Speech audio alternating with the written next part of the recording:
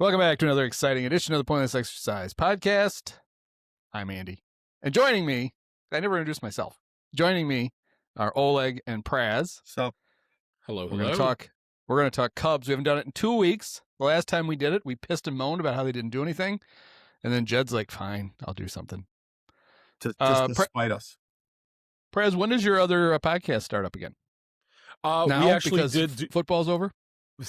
Basically, yeah. No, we did do an episode last week. There you go. You know, basically doing kind of the same show I we knew did. that. Of course I knew that. Well, I could have told you that. That's probably on me. But no, we did discuss a lot of, the Cubs move that we'll discuss on this show as well.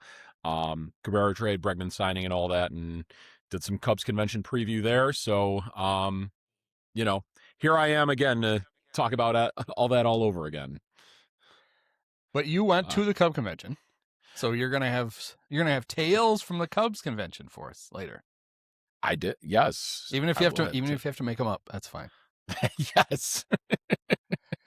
Then I saw Al yelling, "Kill a guy with a trident." Wait, what? And by a trident, I mean his lady friend's walker. Man, that is. I thought I was mean to Al. Yeah, so for those of you who you've been, if you were preoccupied with Caleb Mania, you might not have known that a couple of weeks ago, I guess we did this on a Tuesday, so the Wednesday, Jed Hoyer traded the albino rhino, Owen Casey, plus Christian Hernandez, and a guy I've already forgotten who he is. Not that I really remembered who Christian Hernandez was. I couldn't have picked him out of a lineup. Right. Or Owen Casey. Him I know. He just looked for the really tall Ronald McDonald impersonator. And that's Owen Casey. Right. So I have a friend with whom I used to work, and he lives in Atlanta, but he's a huge Marlins fan. So years ago, he hates the Braves. He's a big Marlins fan. I don't quite remember the origin story, but it was like he just never liked the Braves, and so when the Marlins came around, he was like, "Oh, great!" He's probably a few years younger than I am. And he hated Pete Van Weeren. That's why. And so he let me in. He's the administrator of a rather large Marlins fans Facebook group. It's got like thousands of members. So how big a Marlins fan do you have to be in this? Like I don't know. 400 pounds? Oh, the fans. You have to. The you have fans to are the amount of big. fans. Yeah, yes. as much as the actual Marlins. The group is big. It's yeah, not a I group think of so. big Although it might fans. be for like I don't know. Yeah. I'm sure a lot of these folks are in IT. So anyway, so they were very excited about the return for Edward As they Cabrera. should be, until they see him play. Yeah, And then they'll be like, "Oh, yeah. we already got one of these. We got a Kyle Stowers. Actually, if Owen was half that good, they'd be in good shape." Yeah. Right. So Anyway, they traded those three guys for Edward Cabrera. Can't wait for Pat to get. He's going to really get into that.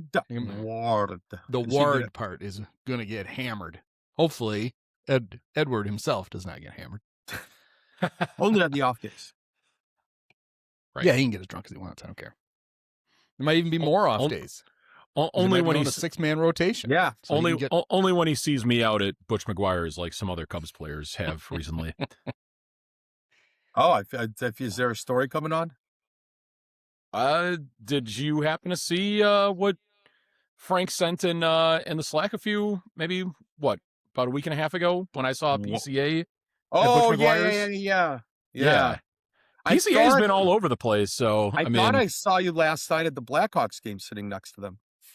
Yep. That was a different bearded guy. So what would have had to happen was that was good. So the Jumbotron shows Caleb, everybody goes nuts, and then Caleb starts to do the points. And they move the camera over and you see Pete. And then everybody goes nuts for Pete. And then Pete did that, but the camera did not continue to pan to show that Praz was sitting. Yeah, right. That would have been exactly. The camera actually shook. The camera shook. No. Yeah. Like, yeah, right. No. No, we're not going there. They don't want the whole crowd to start booing then. Like I was watching it live, and it We was were worried women were going to be throwing their bras out of the upper deck. Ha. They didn't want to have to clean that up. So I was watching it live right on CHSN, and it was right after the Johnny Taves thing. Like they showed the Jonathan Taves, he got the 3.5 minute standing ovation. It was wonderful, Right. goosebumps. Like it was a really, really cool moment. And then like they were showing a shot of Jonathan Taves on TV, and you just hear the crowd like just out of nowhere just go nuts. And then nobody really noticed what's going on. The announcers didn't really say anything about it. And then they went nuts again. And then the announcer, Rick Ball, I think it was, goes, "Hey, by the way, here's what they showed." And then they showed the Jumbotron of both of them together. It was even cooler on the replay because apparently it was like they showed Caleb and Caleb's like this. And that was kind of cool. Yeah. So it was a fun moment. But it was hilarious because it was like the Jonathan Taves thing. And then the crowd erupts for seemingly no reason. Right.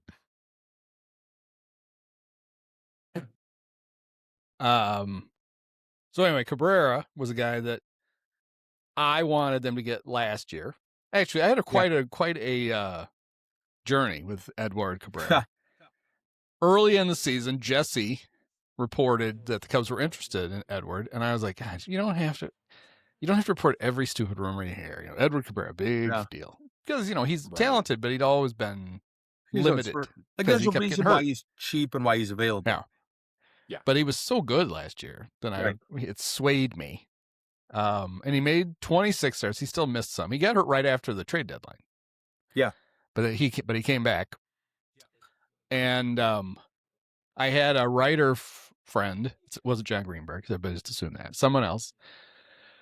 Michael Cerami broke the news. Yeah.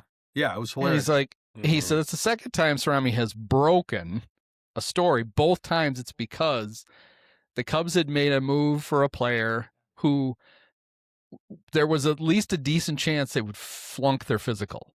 Oh. So so the reputable media waited for him to pass the physical before they reported it. Like, he doesn't know this shit before anybody else. He knows it after. He just reports it because it's Bleacher Nation. Who gives a shit if he's wrong? Right. So they wanted me to know that. I didn't. I told them I didn't care. Yeah. But I repeated it anyway. It was still pretty funny. Yeah, it is, because they were having to credit him. Yeah. Which I like, the fact that they have to do that. Yeah. But that was why, because they were waiting, and especially because the year before it did happen. Yeah, Luzardo. The Cubs traded Owen Casey last year to the Marlins, and then they flunked Jesus Luzardo's physical, and then he went on to have a really good year for the Phillies. Yeah. I wonder how much more Alcantara would have cost. How much more the Marlins would have to give up for the Cubs? Oh, Sandy. I was thinking Kevin. Yeah. How much the Marlins would have to give up for Kevin Alcantara? I was like, how much more would the Cubs have to give up for the Marlins to take Kevin Alcantara? Maybe less, because he makes more money. Yeah. Even though he's better. I kind of wonder, so the Cubs do that deal. They only have to pay Edward $4 million this year. Yeah. Which then left a big pile of money that they were going to spend on a starter, and then they threw that at Alex Bregman. Yeah. Maybe. They apparently had been throwing money at Alex all offseason, trying to convince him to come. So, But anyway, we'll get to Alex in a second. The Cabrera thing, it's funny, everybody goes on and on about, he throws a 94-mile-an-hour changeup. Yeah. But he also throws a 100-mile-an-hour fastball that everybody hits. Sometimes, yeah. When he takes something off it seems like he's yeah. Well, the Marlins lowered his arm angle last year to have that fastball move a little more, and it helped. And the geniuses in the pitch lab apparently have some great plan that's going to unlock even more. They're going to put it back to the original arm angle where it was, because where it hurts when he throws. Right. That's where they're going to move it up. Because that was part of the other reason. It's part of the benefit of dropping it was it's less strain on his shoulder. But yeah, he's got two really good pitches, and the Cubs are built. The Cubs have a whole rotation of guys with two pitches. Yeah, Justin him and Ben Steele, Brown Kate put Horton together nice. Yeah, Yeah, well, Ben's got one, I think. They're all just different pitches. Who? Can't throw for a strike. So it can work. So Eddie, I would guess, I'm going to call him Eddie now because we're so familiar. your buds. He's what? He's a 2. He's not a 1, probably. I He's a mean, the 2? Cubs don't really have a 1. Well, he's a Cub 1, but a real. I mean, if Horton stays healthy, I think it's safe to say Cade Horton could probably not like.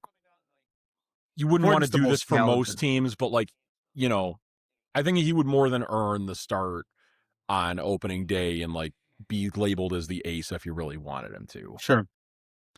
Somebody at the reporters at the convention were trying to get both Hadavi and Jed, and Counsell, to tell him who the opening day starter was going to be. As if he's decided. Now. Right, as if he's given that any thought yet at all. He's got, one pitcher that could possibly do it that he just got on his roster, less than a week ago. I would assume it's that if he stays healthy during the spring, it's going to be Boyd, right? Almost like it could be Boyd. Yeah. Thanks. Nice year last year. You get to be the opening day starter. It's not like they have a proven ace that is going to pitch opening day. I would actually think it might be Imanaga. Just, Hey, here's the start we wouldn't give you in the playoffs. Hope we rested you for this. We wanted to pitch you on. They're not pitch you on 185 days rest. Yeah. So we kept you out of game 5 just for this. Go get them. The season doesn't start in Japan again this year, Oleg. I don't think they're trying to pander to Shota in that way. Shota's going to start the season in Japan, though, right? Isn't he pitching for? That's Team true. Japan? Yeah. For Team Japan, yes. I think he is. But it was good. I liked. They need more pitching, and they could have used Edward last year. They got 2 guys last week that they could have used last year. I was going to say they have them now. What do you think prevented them from making this deal at the deadline last year? Because I said that. Had Owen hadn't run into the wall yet, right? I think Owen was still. He was still. That was in September. He was still in the land of where the yeses are silent. Oh yeah, so that wasn't it. I don't know. I mean, unless the in-season cost was higher, and they wanted Shaw. I don't know. Possibly. Jed seemed to make it sound like everybody wanted Matt Shaw or Cade Horton, and they couldn't do a deal because they wouldn't give up either one of them. I don't know. But it's funny though. So say they had done it, him and Soroka would have gone on the injured list at about the same time. Yeah, right. Yeah, that's. We'd have been like, "Way to go, Jed!" Everybody's right. But Edward would have been around. To be fair, maybe that's one of those games in the Brewer series, so that would have been kind of nice. And to be fair, that might be the thing that kept them from making a deal. I don't know how tall he is, but Edward he looks enormous. He's 6'5". Yeah, according to. And he looks somehow bigger than that, even. I think we talked about it on the recap, right? He went to he did a panel at the convention. Oh yeah, you were saying with a translator. Yes. I just like the fact that because there was a bunch of Spanish-speaking Cubs for it. Yeah. Well, were you in there? I was not there. Were you translating? I was not there. Yes, I was a translator. No, I was not there for it. Sadly, I missed a lot of Saturday. Long story short, we'll say. I did see that he was part of a panel hosted by the Spanish radio play-by-play announcer Miguel Esparza that was done with a bunch of right. But Edward did the pitcher one with all the white guys, which I thought was nice because the Latin players typically don't do those. Now, like Miguel Amaya did one because he speaks fluent English. He did the hitter one. But yeah, it was kind of a unique thing for the Cub convention where one of the guys, especially a brand new guy, is like, "Man, I'll do it. I don't care." Cool. He just talked shit the whole time. I struck you out, and I struck you out, and I struck you out. I hit you. Pete's like, I hit you, and you struck out. Because that did happen. He struck out Pete in the one start against the Cubs this year. He struck Pete out twice, and the first time Pete struck out on a pitch that hit him. Oh wow, Oh, yeah, I forgot about that. So Oh my god. we know he thinks Edward's good. Right. he's good. The Cubs are better with him. They are. And then they went out and during the Bear-Packer game, playoff game, they signed Alex Bregman. It was the turning point in the Bears-Packers game. It was. It would have been nice if Jed had signed somebody in overtime. Yeah, on Sunday night. it's his fault. Cody Bellinger's right there for you. If it's going to win a Bears playoff game, right? Maybe George will kick in a little cash to help pay for the contract. Here's a coupon for an oil change for a Camry. I don't drive a Camry. You can borrow the Camry on Tuesdays. Huh, Jed? Wednesday I have girls flag football to ref, but Tuesdays pretty open. Car pretty much just sits there in the carport in front of my house. Come by, pick it up. Yeah. Drop off a sack of George has a garage, but it's full of old Bulldog Turner memorabilia that his mom left him. So it's full. That his mom had taped over Clyde everywhere it says Bulldog. Yeah.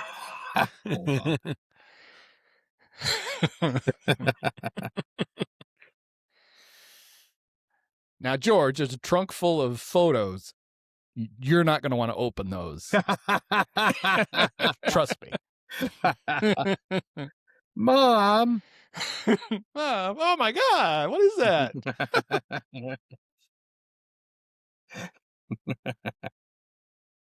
You had to really want those in the 40s.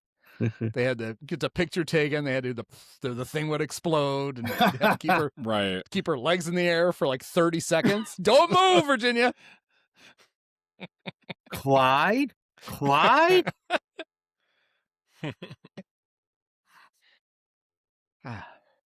Oh man. So anyway, Bregman is coming, and he's gonna play second base, and Rafael Devers is gonna play third base for the Cubs. Oh no, that was last year with the Red Sox. That's else entirely.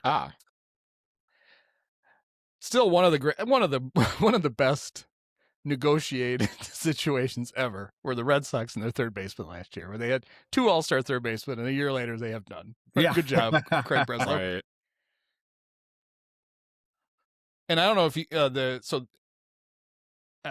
intrepid reporter AJ Przinsky heard that Boris called the Red Sox, gave them a chance to match the Cubs' offer, and Breslow didn't believe that offer was real. Oh yeah.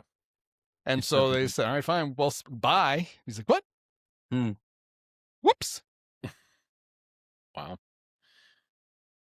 It's a lot of money. That's a big offer. That's a big contract.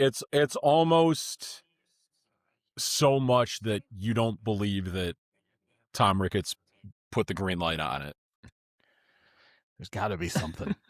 Right. There's got to be some out after I guess or something. I guess with the deferrals it makes sense now, but that was Tom Ricketts' whole thing, that he didn't like deferrals. Now, one of the things little Jed gave Carter credit for was Carter spent last year like trying to annoy Crane and Tom into realizing that the Cubs are going to be at a huge disadvantage on these free agents if they don't figure out a way to defer money. Right. And apparently at some point I don't know why you have to have this conversation with Crane. It bothers me whenever they include Crane in any of these like explanations about how they got a player. But you certainly have to convince Tom. And then it sounded like during the press conference with Bregman that basically Boris Corp did all the work and just had to like show them how it works. Okay, here's what you're going to do with your money. You have to put it in. We set up an account for you. You have to escrow this amount of money. Carter, you're going to want to write a check on the 4th of each month, and it goes in this account. And then Alex will get this money with interest 10 years from now. Okay, you get it? You better write this down. What's a routing number again? God damn it. Okay, fine. Let's start over. Routing number again. Okay, this is a check. It's not real money. You have to write on it. Do you remember that part? They cover that in Vanderbilt. Yeah, so it brought the average annual value down from 35 million to a little over 30. Yeah. And what's the estimate? They deferred $70 million, something like that. 70. Something Yep. I don't know what the schedule is. I'm knowing Tom. It's my proverbial. It's $1 a year for 70 million years. Yeah. wait till Boris reads that part. Oh shit! Ah, they got us. A good one, Tom. $1 for somebody. So, Bregman, I guess, effectively replaces Kyle Tucker in Right. the lineup, Yes. and then Moises replaces Matt Shaw. It's really Bregman plus Moises replacing Shaw and Tucker. Yeah.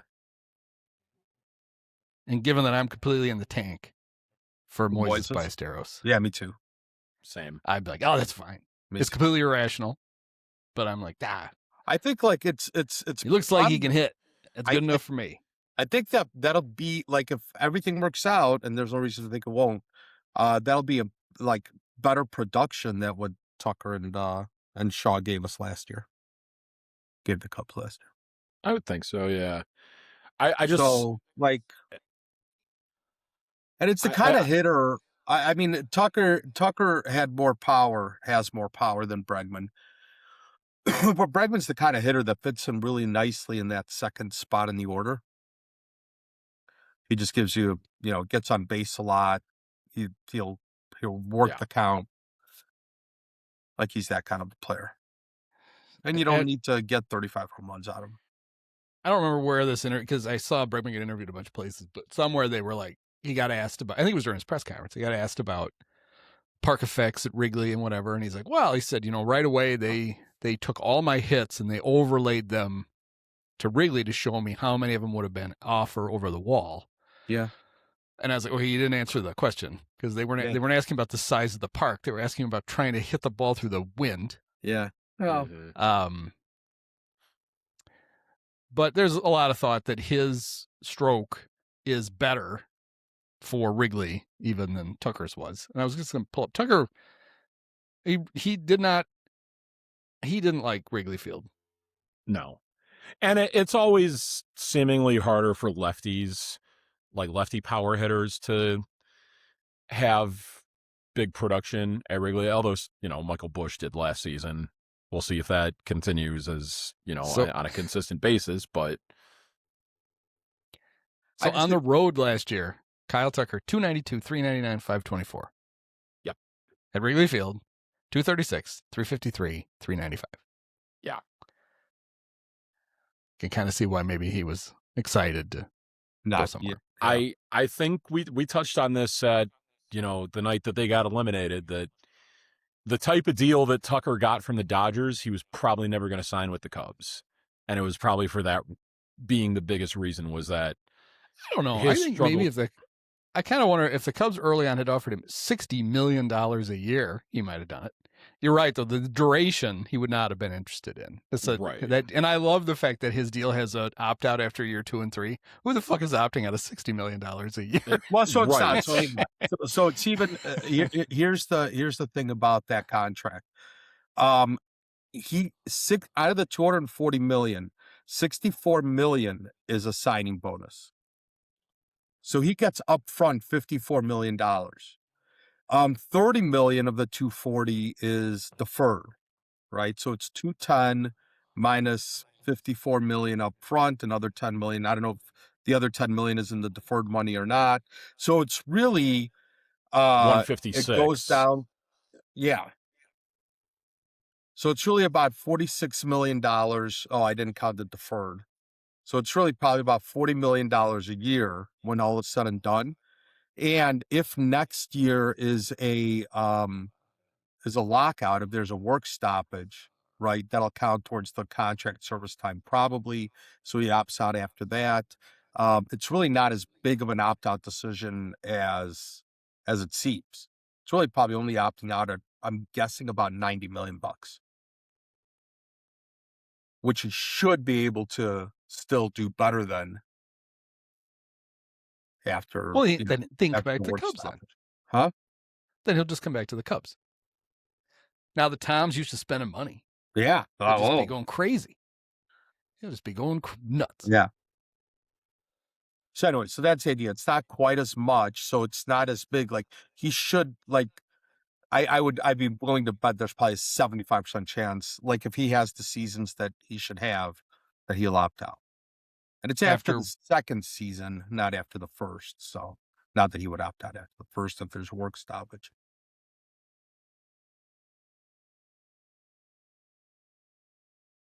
Yeah, he can opt out after. So you're saying you think he will opt out after year 2? Yeah. Not. Yes. After if the work stoppage goes through, unless something really changes. I mean, unless there's an actual salary cap or something changes with the economics. What I think is that he's really only going to be opting out of about $90 million over 2 years. That's only $90 million. Well, he should do like he'll be 30 years old, so he's still not going to be old. Maybe 31, whatever it'll be. So he's not going to be old, and he'll still be able to cash in like Bregman did, like Cody, like Bellinger probably will, like Chapman did. So, like he's making out pretty good. So Right? we don't have to have a bake sale for him. Yeah, it's about $100 million that he gets in the first year. Yeah, you could probably live on that. So the Bregman signing, of course, brings up the whole. It puts the Cubs either right at or just over the luxury tax. Yeah, which immediately spurred a bunch of, okay, I got to trade Nico now. Got to get rid of $12 million so we can get back under that. And Jed had multiple opportunities at Cub Convention to, how do I keep saying it the way they want me to say it? At the Cub Convention. Cub Convention. It's like it's its own singular Cubs entity. Con. Yeah. Cubs Con is right. Yeah, right. To basically say, we're not trading Nico. We didn't do this deal to trade Nico. He just wouldn't say it. They would talk about treating Nico as a very valuable player. Matt Shaw is a versatile player, blah, blah, blah. And you can look at it different ways. You can look at it as maybe they really are going to consider trading him. Or you can look at it as the way if I thought he was savvy, which I don't know how savvy Jed is, I would assume that there's no harm in having other teams think Nico's available and calling you and making you offers. Sure. Because somebody may make you an offer. You're like, holy shit. Yeah, it'd be crazy not to do that. Yeah. And the other thing is, a lot of times, and people thought maybe this was part of why the Diamondbacks left Ketel Marte on the market as long as they did, was sometimes you get calls about players and you find out teams are willing to part with guys you didn't know they were willing to. Sure. Because you had the discussion.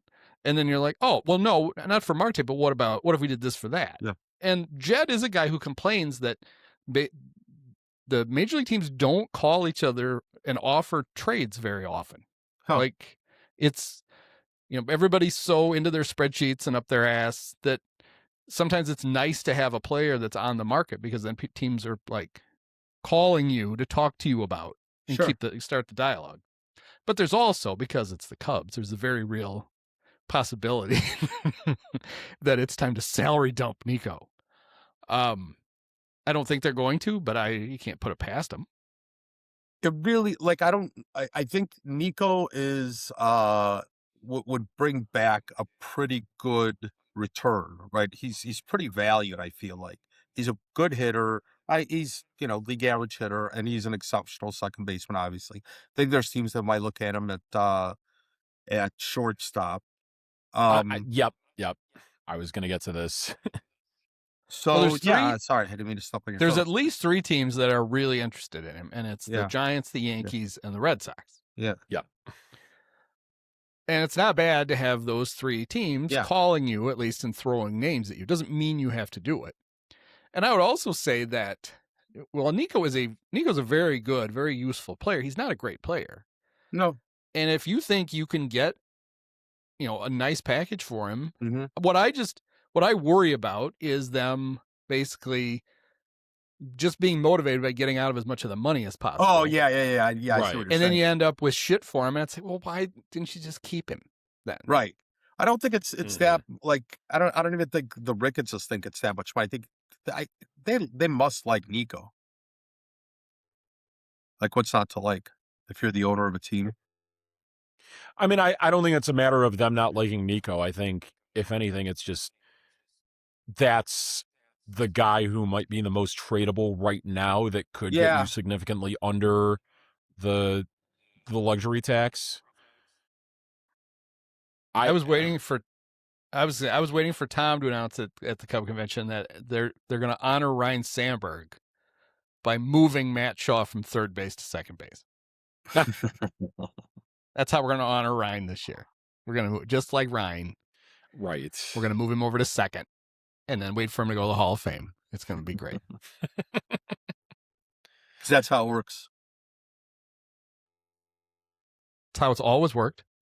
When else have they moved a third baseman to second? Right. It's never been done. Only once, and it worked. Did Luis Valbuena ever play second base? Oh, fuck yeah, he did. And if it hadn't been for his untimely death, he would be a Hall of Famer. Exactly. He should be anyway. He should be, right. I mean, I'm I don't know why Dave Brown doesn't vote for Louis. It really makes me mad. I don't know why on Friday night we didn't hear that Luis Valbuena didn't get inducted into the glorious Utility Tunnel of Fame. I mean, I heard Luis has it in his will. He refuses. Well, Luis put it in his will that he refuses to be in that shitty. He said, if they ever move it out of that utility tunnel, put me in. Otherwise, fuck it. No, forget. You're not parking a mop bucket in front of my plaque. Screw you. Right. So otherwise he would. Yeah, he'd been first ballot. He'd already been. They would have waived the waiting period and just put him in. Right. I mean, you would think. Like I said, if they could do it for Clemente. Crane was trying to explain all of the they treat it like the real Hall of Fame. They have a little panel that votes, and you have to get 75% of the votes. Is that right? And you have to be 5 years removed from playing or working for the Cubs to be eligible. It's like, what the fuck? This is a cash grab, buddy. Just put. Yeah, you should be putting like 7 or 8 guys in a year. What the? What are you doing? Why are you acting like this is like this prestigious thing? If it is, you need to actually then devote some resources to it and make it nice. Do they sell the replica plaques? Can you get like? I think they might have them as like a giveaway at some point during the season. Or was it? No, you know what? I'm confusing it because like, what was it? Maybe last year or the year before they did all the statue like bobbleheads. Yeah. Oh yeah. Yeah. No, they don't because no one would buy them. They the plaques? Are you kidding? I'm not kidding. Would you buy a bunch? No, I wouldn't. But would you like wallpaper your house with them? There are some like merchandise weirdos out there that would. There's a call that would really want a Don Kessler utility tunnel. Crane a Sean Dunston one. If you offered enough money, Crane would go down and help you peel the thing off the wall and sell it to you right there. I was hoping that John Lester was going to announce that he wants to wear a Red Sox hat in the Cub Utility Tunnel. I would have worn an Oakland A's hat. Yeah, I loved my month in Oakland. It was so good. Cardinals hat, maybe. Yeah. Oh, that's right. I mean, Nationals is one thing, but come on, Praz. He won his 200th game for the Cardinals. Yeah, he did.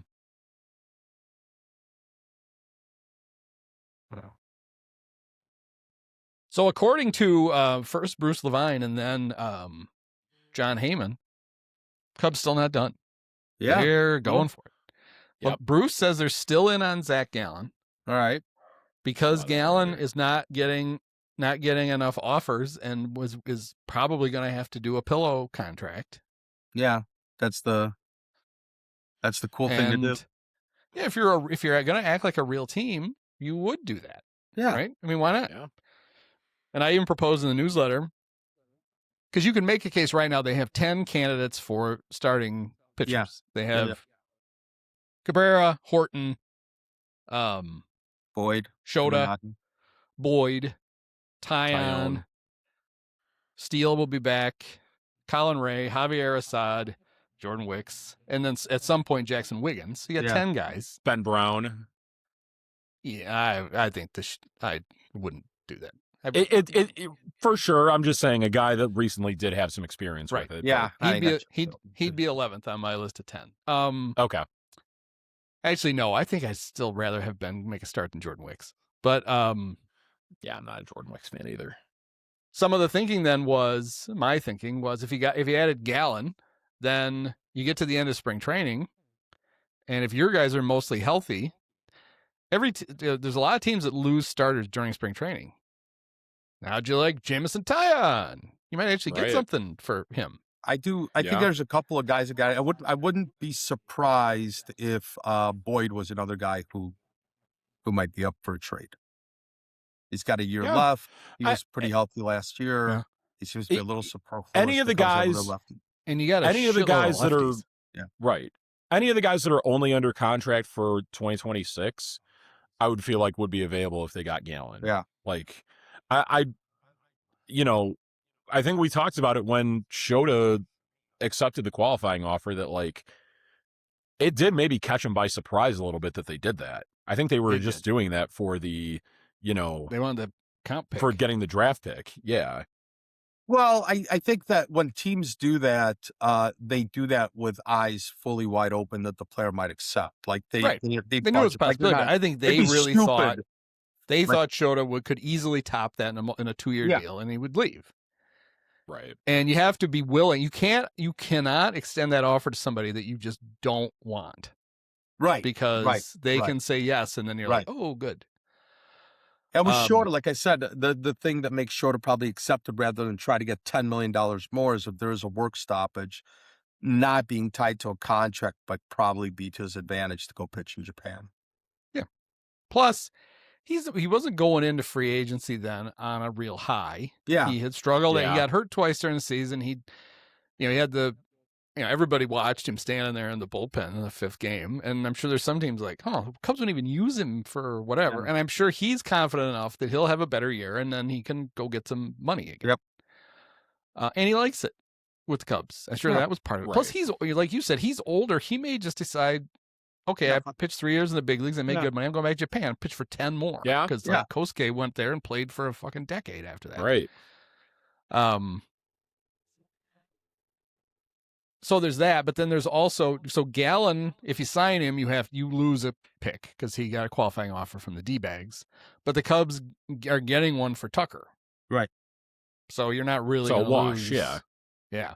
And the fact that I went through their draft picks a few weeks ago, and after the first round, they never get anybody good anyway. So who cares?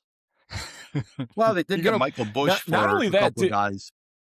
Did you happen to see the amount of draft picks that the Dodgers lost as a result of signing both Tucker and Edwin Diaz? I think they lost like 2, 3, 5, and 6. Yeah. And is that right? Yet there's still going to be a player development machine that they always are. I'm pretty sure that they couldn't care less. They have the number one. They have the number one farm system. They've been doing that for years. And they still have it. It's just like our discussion from the recap about the Rams and the fuck them picks. Yeah. And Les the first round picks. Yeah. They were trading their first round picks away and they were just nailing every 3rd, 4th, and 5th round pick. Yep. And it didn't matter. And then the other guy that Heyman linked them to was Miguel Andujar. Yeah. Another guy that Pat would really like. Andujar. A guy who plays 1st and 3rd and some outfield. And has had a really weird career. He was very good as a rookie with the Yankees. He almost won Rookie of the Year. He played 259 games total over the next 6 seasons. Yeah. Some of it because of injury and some of it because he was in the minors. And then he had a really nice year last year between the A's traded him to the Reds at the deadline, and he played really well. And it seems an odd fit. And immediately people are like, well, see, they'll be interested in him if they get rid of Shaw. Yeah. Then they could use. But honestly, why are we acting like Tyler Austin is A, good or B, a lock for this roster? They're paying him $1.2 million. Right. And if they waived him, somebody would pick him up with the contract because it's $1.2 million. So I do think the only thing about that is that, like teams might be like a player signing with that team now expects to live in that city, et cetera, et cetera. Now, $1 million can, is a He's pretty Tyler easy Austin. move. Right. I'm just saying. Who are you really pissing off other than Tyler Austin? If you let him go? Well, the agent, the whatever. Like, I'm just saying that it's probably a consideration. I don't. I would say it was a weird signing considering how early in the offseason they signed him. Right. That it really felt like a glorified, almost like, okay, we know we have to give you a major league contract. We'll give you a big league contract, but like I'm sure he thinks he's just going to make the team, but I don't think the Cubs signed that contract with the idea that he's absolutely on the 26th. Right. $1 million is $1 million. It did feel very much like a fallback in case they can't get someone better like Andujar or like pick your other right-handed bench option that was out there at different points of the offseason. But I'm not saying they're going to do any of that. What I'm saying is this idea that if they add a guy like Andujar, it doesn't necessarily mean that Shaw is out the door. Right. Because it's not like that this coveted Tyler Austin spot is locked in. I mean, I know how attached everybody got to Gage Workman last year. He had such a good spring. I was very guilty of that in spring training. Before April was over, and by July, nobody remembered that he'd ever played for the Cubs. Right. So, yeah, kids, learn a lesson. Don't fall in love with a guy who gets hot in spring like I did. It happens every year. It's all right. Yeah. I'm still convinced Scott McLean is going to hit 350 for the Cubs some year. Remember him? 05 spring training. He went off. He went off in the spring one year. Yep. I remember Ramos won the Cactus League batting title one year and then didn't get a hit for like the first 2 weeks of the season. Oh, and then I feel like that happens a lot. And Hank White is in the Cactus League Hall of Fame. That guy, Hank, always hit well in Arizona. Another guy who should be in the Utility Tunnel of Fame, though. Fucking it. I mean, he's probably like a Lifetime Achievement Award. Yeah. Imagine his plaque will be the picture of him sleeping in the clubhouse with his fly open. That'll be on the plaque. Even though that was with the Braves. Just paint some pinstripes on the pants. It'll be fine. Ah, man. All right. So you went to Cub Convention, Praz. Yeah, I did. What'd you see? Let's hear stories. What happened? What's the scoop? How was Al? I know Al was there. Did you see him? Did he say hi? Did he say he misses me? I didn't see any of Al, thankfully. So it's funny, there were rumors going around that they kind of oversold it a little bit. And I was kind of lucky to get it very last minute because there was a Instagram thing I won where you tag someone and they pick a random winner, and I wound up winning it that way. Shout out to Caitlin Hendricks for that. But yeah. So I get there probably about like 4:00 thinking that's enough time to, get in the doors by 6:00 when they open the doors for opening ceremony. And it was not at all the case. There were a lot of people that were like left out in the hallways that were watching this on the TVs out there. Yeah. A lot of mad people in pajamas. A lot of mad people in pajamas. Yes. That can't be good. Yeah. I mean, look, that hiccup aside, it seemed pretty well. There were big ovations for Bregman and everything, and everyone was pretty hyped with what was going on. It was probably the least booed that Tom Ricketts has ever been, even though once again the music was still turned all the way up to drown it out potentially. They've gotten real savvy at they make it unpredictable when he's coming out. He's coming out always towards the beginning, but this time they had him out before the anthem, like almost to surprise everybody. Like he's all of a sudden he's on stage and it's too late. He's already talking and you didn't get a chance to boo him because he's like pops out of the ground like a groundhog. If Tom sees, Caleb and PCA are at the Bulls game tonight. Oh wow, yeah, of course they are. Jesus, they're just best buddies now. Yeah. What else are you gonna do? It's the off season for both of them. I think courtside, of course they are. Yes. holding like their Oh, there we pinstripe go. Bulls I just jerseys. turned it on right now. holding the what? Nice. Bulls gave them those alternate black pinstripe jerseys. Yeah. They gave Nice. Pete's name too long for a basketball jersey too. Ha. But Good for them. All right. Praz, did you find it odd that when they introduced the 16 Cubs, they didn't do it one at a time? I did find that odd, especially for. Do you think there's a particular reason why maybe they didn't want to introduce them one at a time? There was a reason, yeah, because there was one guy there that I don't think many people were expecting to be there in Addison Russell. Yeah. And I don't know if he was part of any panels or anything, but I don't think you ever heard his name said individually, which I think he was kind of just there to be invited for the 10-year anniversary gathering. I mean, why be on stage? Like how it's if I were him, I wouldn't want to be on he doesn't give a shit. He thinks everything's great. Right. He's not. If he was self-aware, he wouldn't do half the shit he did. And I don't know for sure, but it seemed like if there's a group of guys that you want to introduce one at a time and let the crowd go nuts for, it's those guys, right? And it really seemed like just hurried and dumb the way they did it. It's just like, okay, what the fuck? I mean, I felt like they were watching at home. I assumed that they were hurrying through the other guys because they had this extra group of guys that were going to take even more time than normal. So I was stunned when the 16 Cubs come out and Cole Wright is just as fast as he can, like auctioneer style, reading off their names. Chris and Javi as they walk in and sit down. Yeah. Chris and Javi were not there, right? Well, Javi was barely. Javi wasn't. Chris wasn't there. Schwarber, I saw a picture of him like at Wrigley in like the big office building, but he was not there at the convention. So there's a picture of everybody on the Thursday night. They started off in the clubhouse, then they went to somewhere else, and the picture is so far away. I think Javi's in it.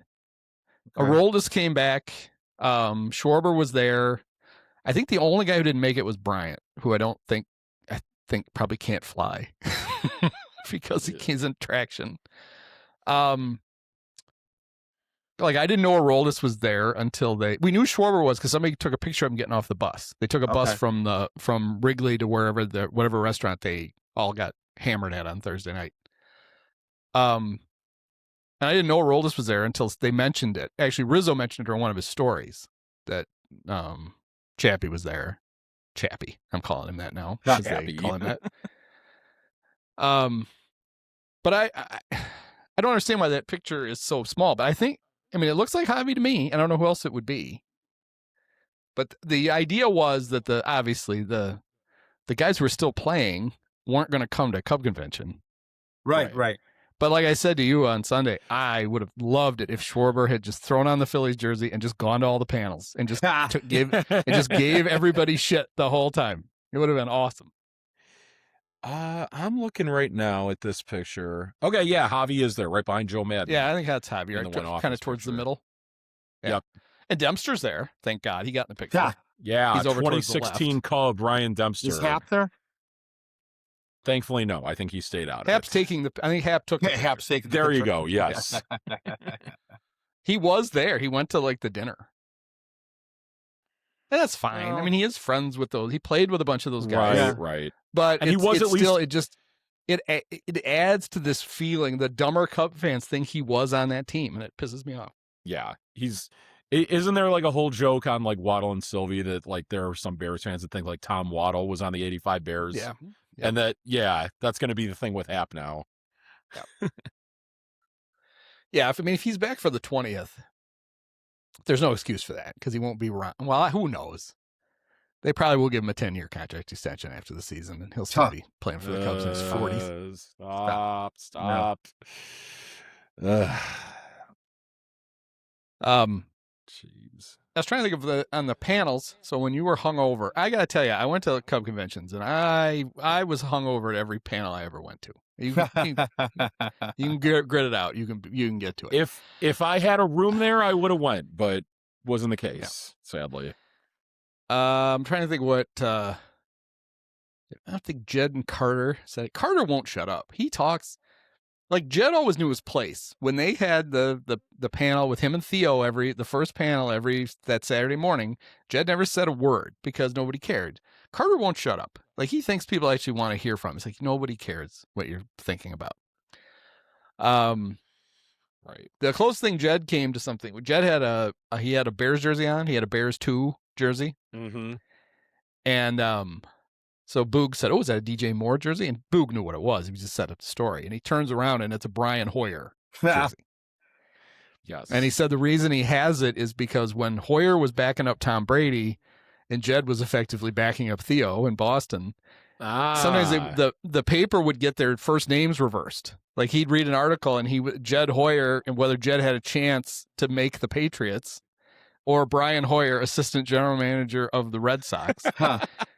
So when Hoyer came to back up Jay, I had to look it up because I thought it was Mitch, but it was Jay. I think he either gave Jed the jersey as a joke or Jed went out and got one because he thought it was funny. So that's why he had it. I mean, it's fitting. Yeah.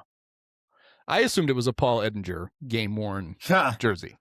Nice. That he was wearing. That'd be the right size. Yeah. Right.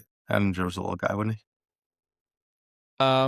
Craig was talking about Boog was asking him about the challenging pitches and whether it means fewer ejections. And Craig was actually funny. He said it may cause it won't be fighting with umpires as much, but I may be getting in fights with my players for wasting our challenge just too early in the game.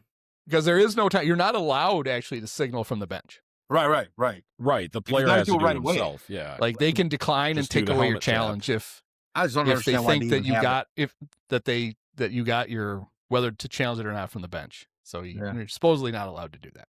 Like I don't even know why bother with that. Like just every pitch, just if it's close, just have it come down from the top. Why bother challenging? I don't know. I do like the reveal mechanism. You know, it's basically the Hawkeye. It's the thing from like tennis, and they throw the thing up on the scoreboard, and then it appears.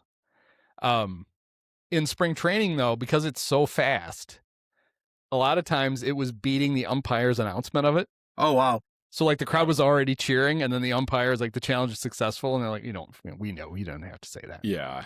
But yeah, you're right. It's so efficient that it really should just be... Just every time. Like, why bother? It buzzes the umpire, basically, that you fucked it up. Yeah. Right. Well, it's not, it's like, hey, umpire calls it is, then you, right away, it's right or wrong. Because it is strange. It's like, okay, we want you to get most of the pitches right. Yeah, and they do, right? They get but we're still going 5% of the pitches right. Like one of the things was interesting. Jason Stark wrote a whole thing about the challenge thing last year. Was that when they, like they started grading umpires a few years ago, even tougher than they had been before, and everybody got better. Yeah. Like they're really good at this, and they really don't miss that many. Right. So it's like, since you don't miss very many, why would you screw a team out of a bad call late in the game because they'd already gotten 2 wrong? Right. Like who cares? Like just and it's not. It doesn't have to be on every pitch. Obviously, if a hitter swings, then you don't have to challenge that, or that you don't have to go upstairs for that. If it's obviously a ball or a strike, you don't have to worry about those. But anything that's close, it's probably 10% of pitches, maybe 30 pitches a game that are close. Yeah, that are close enough that you would have to go up. Like maybe. So who cares? Like what's the one thing I hope it gets rid of is, and Crawley, who of course asked the first fan question of the Cub convention. He's already camped out for next year. He's right by that microphone. He likes to post that umpire scorecard thing. Do you ever see that? It shows those are people say those things are bullshit. Like it's problem. They're worthless basically. And hopefully this will get rid of it because you don't need it anymore. because you can tell because you'll actually be able to see pitches that got overturned. Yeah. I don't know. I think inevitably we're going to get to every pitch is, it's almost like this is baby steps to Yeah, it. like like I said, it's not every pitch. It's just the ones that are really close. Yeah. So it's like I said, maybe 20 to 30 pitches. I mean, it's almost like they should just do the thing like in the NFL with a replay assist where you miss one bad enough outside of whatever the margin of you put a little margin of error thing, and if it misses it, the ump gets buzzed, and it's like, okay, he has to shamefully announce. I got that one wrong. It's a ball. Yeah. Right. I don't know. There is now. So now there's going to be the theory that like it would be easier to use Moises Ballesteros as a catcher now because framing is less important. Yeah, 100%. Like that's the thing. The whole idea of framing, I think, is so stupid. Like I don't understand. It's basically most of it's a myth. It's a fucking Yadier Molina myth. Yeah. That he was so good at just setting up and not moving, and I'm sure he did in the old days when the umpires were all fat and they sucked. Right. Him not moving on an outside pitch, be like, oh, it's a strike. Yeah. But this idea that he was the only one who was any good at it, or it was always bullshit. And it's like basically it's, who can be good. The thing they found in the minor leagues is that this benefits most are low ball hitters. And I immediately thought of two guys. Well, Seiya should love it, even though he's not typically a low ball. Seiya gets fucked by the umps all the time. The Cubs should basically say first 7 innings of a game, only Seiya is allowed to challenge. Huh. Right. We got to save him for Seiya because he's going to get screwed. He can't be wasting Pete. You can't be wasting the challenges. Seiya needs it. But the two guys I thought of, Cubs who routinely got rung up on low pitches because they were tall, Chris Bryant and Jorge Soler. Yeah. And they said that in the minors, the guys who benefit the most were the low ball hitters because low balls are harder for the umpires to see. Yeah, I would imagine. Yeah. And they tend to be, if you're wrong, you tend to be wrong on the pitches. You either think it was too low or you think it hit the zone and it didn't. Yeah. And this is kind of a way to, help even that out. Now, I didn't bother to look and see what Cubs are low ball hitters now, but somebody's going to benefit from it. But everybody talks about how Seiya will benefit because like twice a week. Yes. Yeah. He gets rung up on a terrible call. Always getting screwed. It's not even getting rung up. Like imagine all the pitches. And again, it's probably not a whole lot of them, but there's such a huge difference between a 1-2 count and a 2-1 count. Yeah, so right. If you fuck up a 1-1 pitch, those were the pitches that Maddox would get the maddest at on the mound. He didn't really, kind of like you said, it was, if he missed on a 2-1, on a 2-2 pitch, he had another pitch, he would just go get it. But 1-1 swung the at bat. And he would get mad. That's when he would do and he would just do the passive aggressive where he would snap his glove when he caught the ball. But it'll be interesting to see how that works. The so you stayed though for the whole Ryan Dempster show. Yeah, I did. I know he's your favorite. More so for that's who you got. I thought that's who you got your tickets from. Yes, he heard what I said about him last time we recorded about the possibility of him getting in the Cubs Hall of Fame, and that's what prompted him to send that to me. Thankfully, I was wrong about that. I don't understand. I guess we just assumed they were because they had kind of been going chronologically, and they must have decided they're not. I thought we had a pretty good, I thought it was a pretty well-educated guess on who was going to get in, especially when I saw that Carlos Zambrano was going to be there. I was confident then. In fact, I put him on the graphic I made for the Cub Convention coverage. I put Carlos because I just assumed he was going in. I also will admit that if you had asked me before the announcement that Vince Lloyd and Jody Davis were in the Utility Tunnel of Fame, I would have said yes to both. Yeah. I would have thought Jody for sure. I didn't know about Vince Lloyd, but I would have thought Vince went in before this iteration of it. I mean, he was the announcer for 37 years. That's true. And he was good. I mean, it's not like Jack Brickhouse and like Don Elston were already in, right? Yeah. Like he's the holy mackerel part of hey holy mackerel, no doubt about it. The Cubs are on their way. He was the holy mackerel. And I wrote about the fact that as a little kid, when I first started listening to the Cubs, that's who was doing him and Lou Boudreau were doing the games on WGN. We'd be out. Dad would be out making us do farm work, and we always had the Cub games on in the summer. I just would assumed he was in, and I would assume Jody was already in. So I would have gotten both of those. I had no chance to get either of those right because I didn't think they were. And I guess it makes sense to have a 16 Cub because of the stuff they're doing for the 16 Cubs this year. Right. And nobody's going to argue that John Lester doesn't deserve to be in because he does. But part of it is now, you're just, next year you go. They've done such a bad job. There are these big gaps of Cubs teams that they don't know how to honor and players. Yeah. Like I worry that we're kind of drifting away from, it's great that Aramis and Derek and Carey are in, but at some point Carlos has to go in.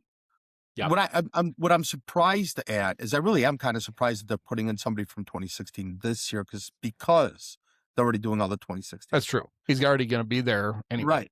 Like the Blackhawks. They wanted to save. They just wanted to double up on airfare. Yeah.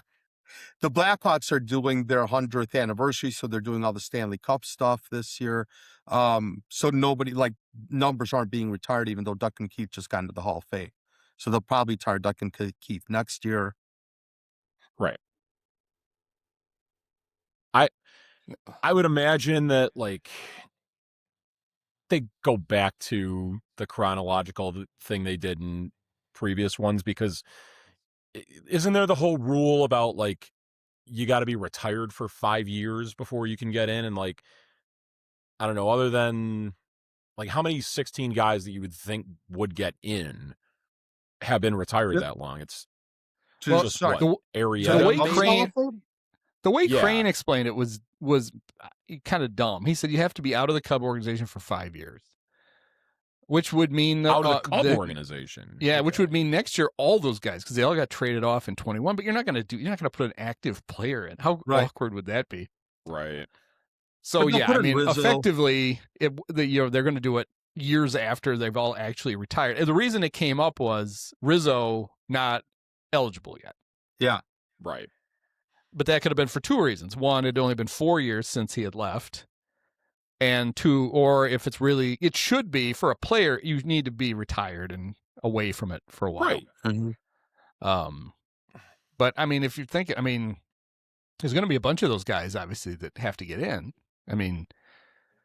Rizzo and Bryant and Javi. Lester's in now. Jake's got to go in. Mm-hmm. Schwarber's got, I know Schwarber wasn't around that long, but he's going to, he'll be in at some point. Right. Yeah. Kyle Hendricks has to go in. 100%. Strop should go in. Yeah. Yep. Joe Madden. Munenori Kawasaki has to go in. Yeah, no Joe Madden yet either. I would think they'll start. Are any of the managers in? Is Jim probably Fry? Frank Chance, or do you go way, way, way back some of those guys? I think Charlie. I think Grimm, Leo's maybe. in. Charlie Grimm is probably in. I don't know if Joe McCarthy should be in. Is it's Cap hard. Anson in? They make it would be hard. very, they have extra pride in Cap now. Yeah, he's an OG. Exactly. It's so hard to search for it because you type in Cubs Hall of Fame and it takes you to Cubs who are in the Hall of Fame, and they do such a terrible job of. It's just a pain in the ass. I should bookmark the stupid thing because we end up having to look it up every once in a while. Here we go. What else did you see while I'm looking this up? I guess one pretty funny moment on involving a guy we already brought up. So in the lobby, there were,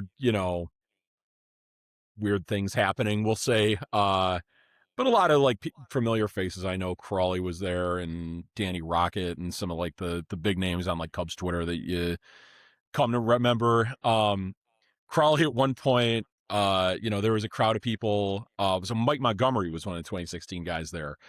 Yeah. Crawley offered Mike Montgomery a shot of Malort through a crowd of people. and as he was leaving, he actually wound up taking it, and I got a couple shots. Oh, nice. So that was cool. I did hear a fairly awkward moment happen during some panel that Carlos Zambrano was on, that apparently a fan asked him what his thoughts were about what was going on in Venezuela right now. No, for fuck's sake. And That's what you want. You want current events with your baseball players. right. And he tried to say, I still live there. I don't really want to comment on that.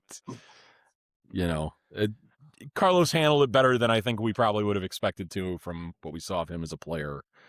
Yeah. He didn't go down. He didn't punch the guy in the head. Yeah, I was gonna say, no. did you just expect him to like run down and punch the guy? No. I mean, we saw that Craig finally made a commitment to actually playing Michael Bush next year from the panel he did with I thought you'd Boog. be very excited about that. Yes. Yes, very excited for that. Wait, like against lefties, you mean? Yep. Yes, against lefties. Yeah. What else was there? I think some fan did ask Carter Hawkins about his 2032 comment, and he tried his best to walk that back. Yeah, the fan very point, and Jed laughed. Jed basically kind of looked at him like, "All right, dumb shit, explain this again." It was actually that was a pretty good, because basically what Carter said was you have to do. What the fan said was you said that every season is like, there's a sanctity to every season. You have to try to win. But then on the other side of your mouth, you say, we got to protect the 2032 Cubs. Which is it? And he's like, both. It's like, okay, you can't, no. You can't play for now and the future. You have to make a choice once in a while. It has to be strategic. Yep. So that was pretty good. The fan nailed him. I made fun of, at the 2016 panel, 2 little kids ask questions back to back, like 8-year-olds. It's like, all right, no, there should be an age. You have to at least been born at this panel. And one asked, what was it like to win the World Series? And the very next one said, what was the best thing about winning the World Series? It's like, I would have been, boo, sit down, you little dope. Get these 8-year-olds out of here.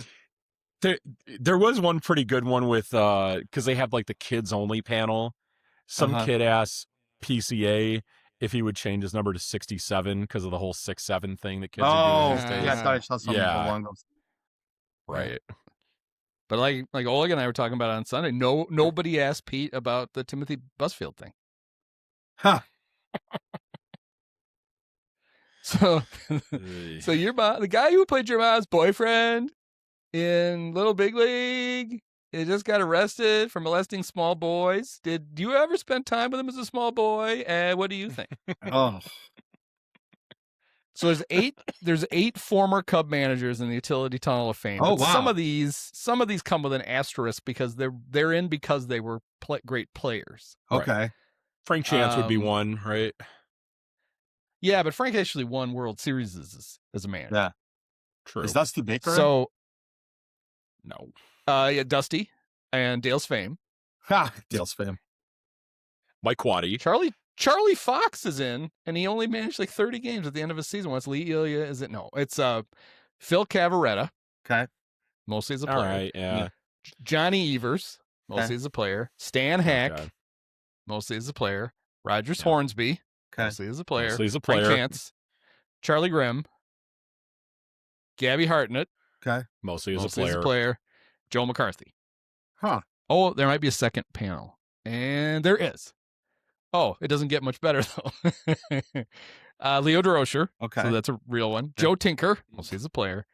Why A.G. Spalding for inventing sporting goods. Yeah. And Lou Boudreau.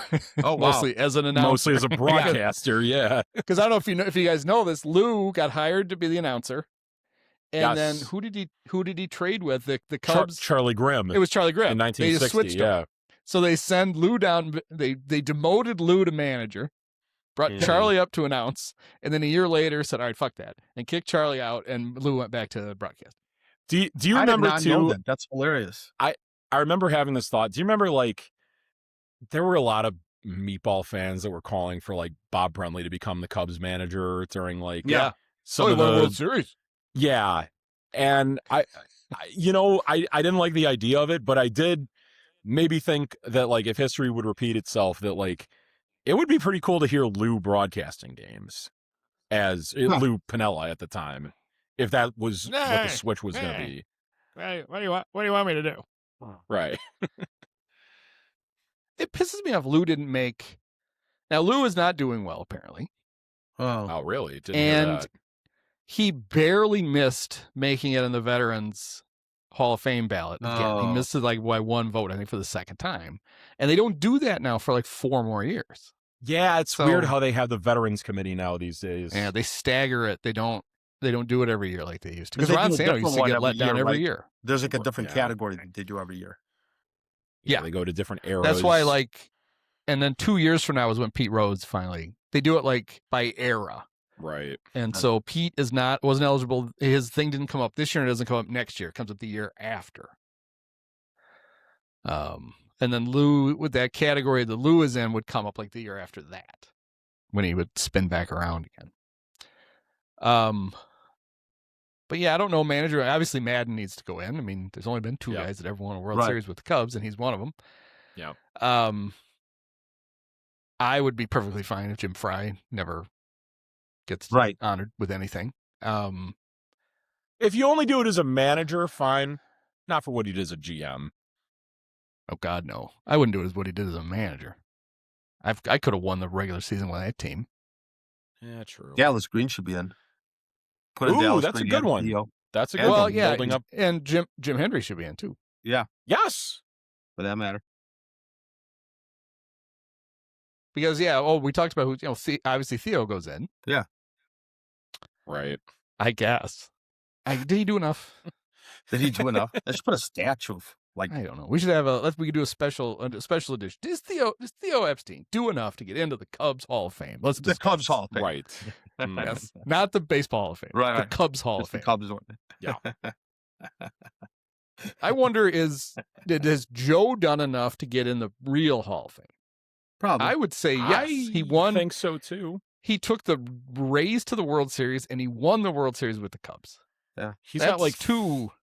3 Manager of the Year awards. Yeah. I want to say. Which again, the Manager of the Year award's kind of a not great award when you consider like who actually is the best manager, but still, It's not has as bad accolades. as the award that is the NFL Coach of the Year award is hilarious to go back and Right. look at some of the people who won, like Matt Nagy and Ray Rhodes. Yeah. Kevin Stefanski's won Kevin twice. I believe. Stefanski's won it twice. Yeah. Yeah. I know that he's probably a good head coach, but that's hilarious. It is. Has Andy Reid ever won it? Wouldn't surprise me if not. 'Cause it's like it's always this weird thing about expectations and He like won it once. oh man. 2002 with the Eagles. Oh geez, holy shit. And never won it he hasn't won it with the Chiefs. Like that's just funny. But Belichick only won it 3 times, which feels very low for him. Yeah. I'm sure one of the times was when Drew Bledsoe got hurt, right? And he had to play Brady.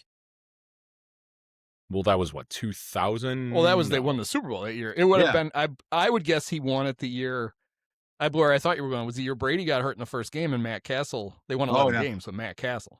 That would have been a good one for him. And Oh, didn't that make the playoffs. They were 11-5, didn't make the playoffs cuz Right.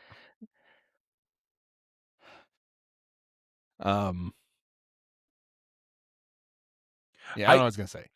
I guess similar to the Cubs, utility tunnel of fame and everything, they're also doing, this is like the 150th year of the franchise, and they're doing like the all 150 years team too that I saw. Yeah. The all white guys, 150. Right. Team. The all white guys and the one black shortstop and the one black left fielder. And the one black Ernie, pitcher, and that's about it. Ernie's honorable mention, 150-year team. Right. Oh, fine, I guess. They Whatever. put Dansby Swanson at shortstop and he didn't have to left field. I was kind of hoping that for the 150th, they would fix the road uniforms. That'd be nice. I was like, why are we still? They've had these uniforms forever. They're just the most unspectacular. Blech. Mm-hmm. Do something, just something cool. The Cubs have had so many cool uniforms over the years that they could pay, homage to, and no, they're not interested in that. I mean, they probably can't fuck with the uniforms this year anyway because baseball doesn't let you change it that much. And last year they did a very nice job with the alternates. So, Right. But I remember thinking, what are the things they could do for the 50th? I'm like, oh, one of the things they could do is they could fix that boring gray road uniform, but they're not going to do that. And I don't know if they're going to. We'll know more when the promotion schedule comes out. For the 100th anniversary of Wrigley, though, they did a bunch of those Fridays. They did the throwback uniforms. They did them by era, and some of those were really cool. Right. I don't know if they'll do something like that again. But they're also they're not going to do a statue yet this year. Yeah, Okay. Crane talked about that. Yeah, but they're going to do an arch of triumph. Yeah, you were saying that. I still can't picture that. Very Nazi. Very Nazi. And Crane was bragging, we're going to put everybody's name on it, not just the players. Anybody that was associated with the 2016 team, we're going to have we want something that's all inclusive. And we'll put them like, that's right. You got to forget how inclusive you guys are. Yeah. It could be fine, I guess. I can't picture it. But we'll see. I don't know who then they're. Do you think it'll just be in the middle of Gallagher Way? It's kind of like he said it would be like at the entrance, which I can't what? picture where the entrance is because Gallagher Way. Yeah. So probably like just off to the side of the Marquee then from there. Maybe. Is there like a way, because I've never been there on a non-game day. Is there a way to is there like an entrance to get in to go look at the statues? Is that like a place they could put it? Well, there is, but it's closer to the firehouse though, where the statues are. In front of, between Gallagher Way and the bars and the shops, like the little record store and stuff like that. Like there's that little it's not an alleyway, but like a walkway. And so Gallagher Way's to the right. To the left is that little bar.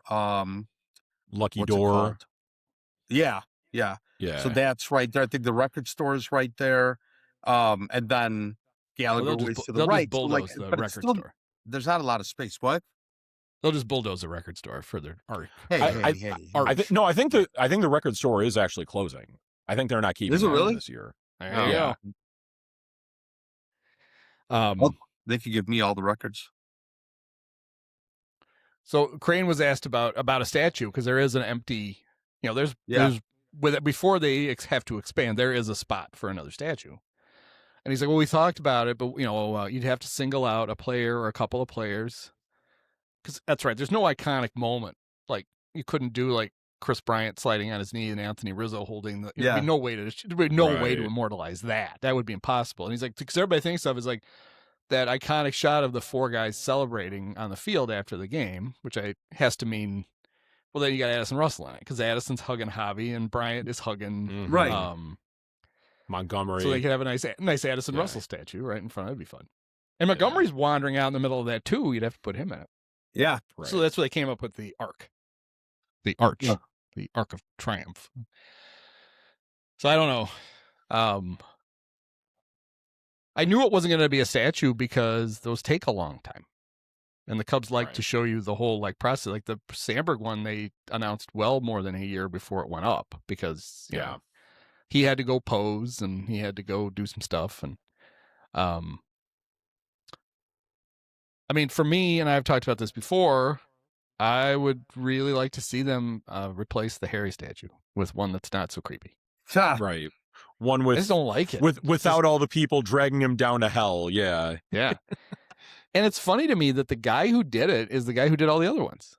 I think there's enough of a goth element to that statue. Yeah, it's the style is completely different than all the other statues. Yeah, that's why I assumed it was a different guy. But no, he's done all the statues.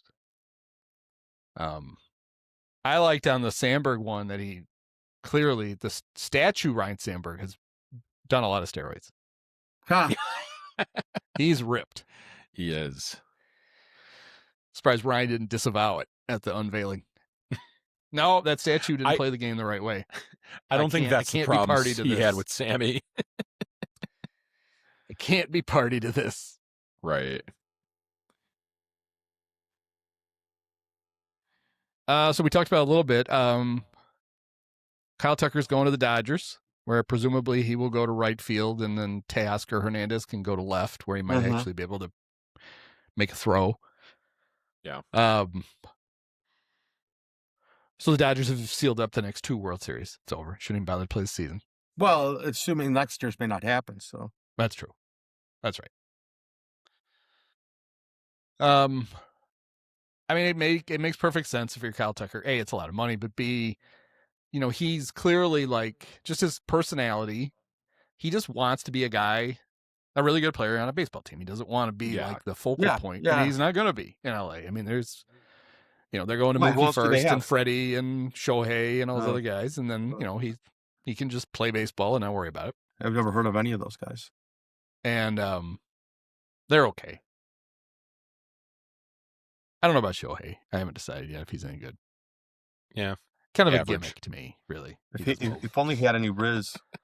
Jack of all trades, master of none. Right. But there is talk that the Dodgers are hot and heavy after Brewers starter Freddie Peralta. Of course. Who the Brewers have to trade because he makes $8 million. How much? Isn't $8 million? I think it's only 8. Right. Mark Attanasio, the billionaire owner who steals sand from the beach for his own beach in L.A., he doesn't have to make a trade. A lot of it is, we talked about offering the qualifying offer to a guy and not expecting him to take it. Well, Brandon Woodruff. Yeah. Not only gets $22 million, that's true. $10 million. He got his $10 million buyout. First. His buyout. $32 million to be hurt and maybe pitch occasionally for you. So I already know I know the Dodgers are going to trade for Freddie Peralta, and I know one of the prospects the Brewers are going to get back.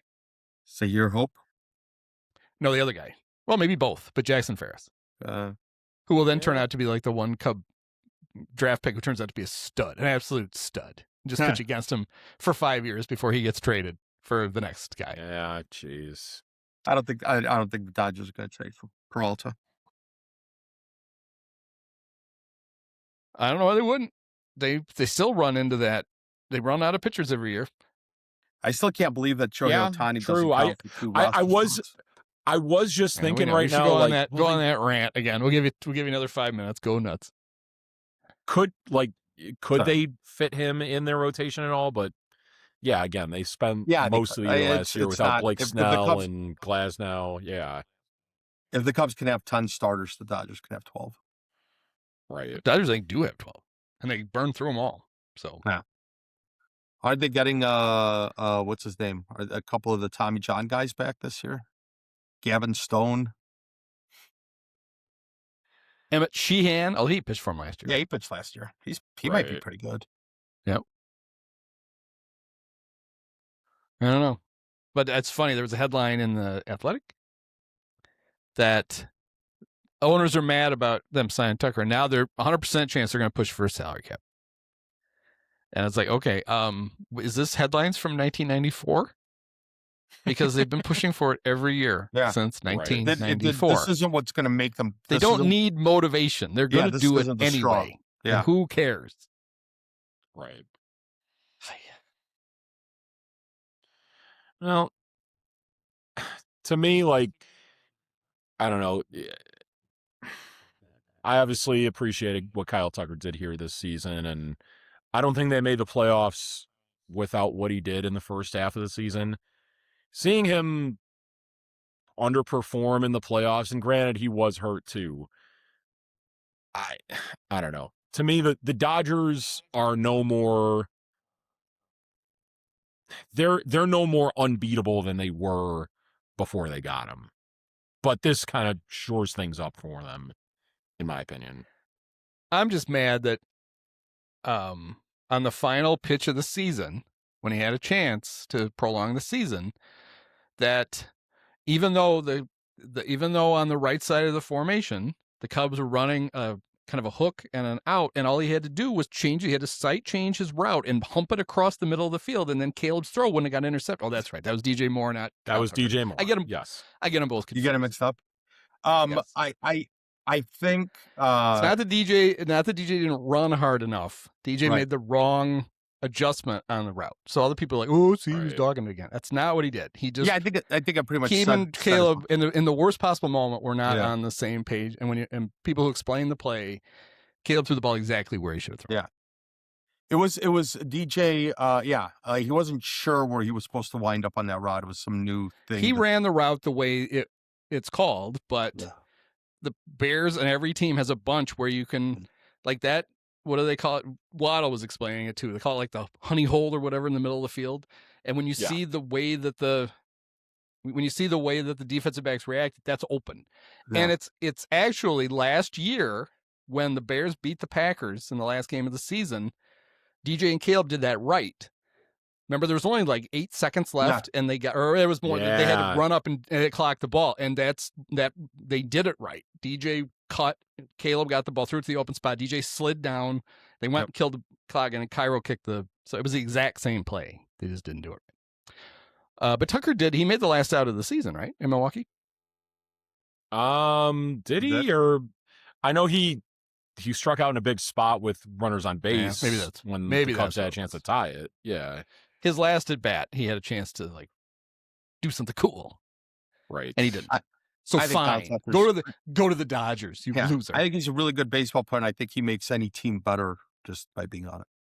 I think the Dodgers are better for having Kyle. They don't need him. I would really have liked to have seen the Cubs last year or this year have Kyle Tucker and Alex Bregman at the same time. Yeah, that'd be fun. That would have been nice. That would have been nice. I wish the Cubs had more good players. Yep. Yeah. They'll be fine. Carlos Beltran and Andrew Jones are the newest members of the Hall of Fame. And my only question about their plaques is, will Carlos's have that huge mole on the side of his head? It's like, how much money do you make? You're a dermatologist, I think, what's the copay? I think they could scrape that thing off your head. Carlos Beltran is a guy who, like, I always thought, like, he was, 15, 16 years into his career, he just always looked like a kid to me in the face. Like, he looked so young the entire time. I would have been more, he shouldn't be in because of the whole banging on the trash can thing. Except now the Cubs have Alex Bregman. Yeah, now they have Bregman. Yeah, that's fine. Right. Yeah, it's just being gritty. Yeah, that's good. That's good hustle. Yeah, put a TV in the hallway so you can. If you ain't cheating, you ain't trying. I'm getting season tickets. I'm gonna do that for him. I'm gonna be banging. I was just gonna say, go out to the thing in center field, the suite there, and do that from there.